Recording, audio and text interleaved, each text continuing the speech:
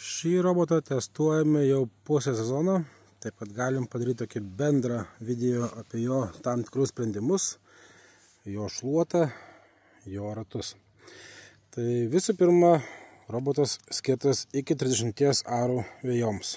Turi labai gerai kimbančius ratus, labai stipriai jie kabinasi į gruntą, taip kad jo įlipimas iš šlaitus yra iki beveik 30 laipsnių. Pas jį yra didelės talpos baterija. Tai mes ją išimsim. Štai. Net tokio dydžio akumuliatorius.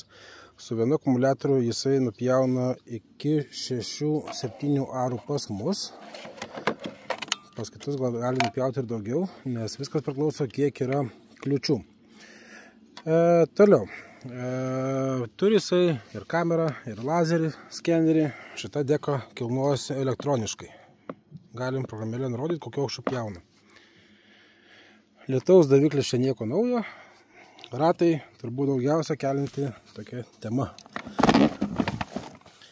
Ratai yra laisvi ir taip, ir taip. Todėl, kai robotas važiuoja tiesiai, jo ratai neturi jokio pasipriešinimo. Jie tiesiog slysta.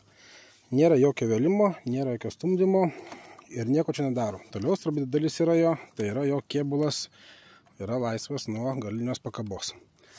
Labai gerai, jeigu pas jūs vėja yra nelygi. Kranas jisai greitai, dirba jisai gerai, valdosi jisai lengvai, vis tik amerikonai daro daiktus taip, kad jis būtų lengva naudoti ir vartotojams. Programėlė yra anglų kalba, bet tai nėra sunku, nes ir problemų nekelia todėl, kad visa instrukcija yra principe pieštinė ir grafikos prasme.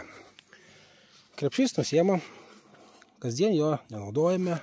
Jei kokį savaitgalį namuose ziliuojam kitais darbais, duodam jam šluoti pievą.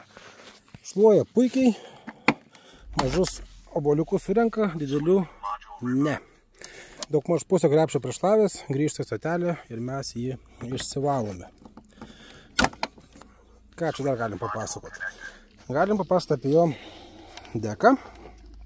Tai deka puikiai atlieka savo darbą, kai žolė yra sausa. Jeigu žolė yra šlapia, šitoje vietoje yra tokios kaip užtvorėlės, renkasi žolė ir tenka į karts nuo karto įsivalyti.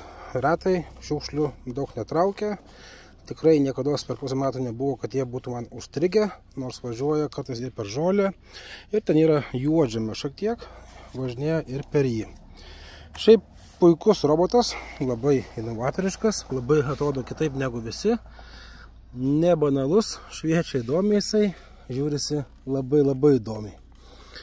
Taip kad jeigu reikia robotuko tokio įdomesnio, tikrai šis mus džiugino, patiko, o kol dar liko šiek tiek sezono, imsimės kitų robotų, paleisim jo vietoje dirbti kitus modelius.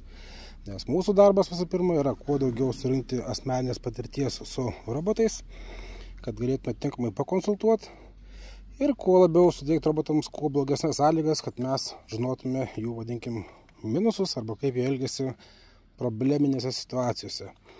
Šiaip džiugus, gražus, fainas robotukas tiem, kas turi didesnę veją.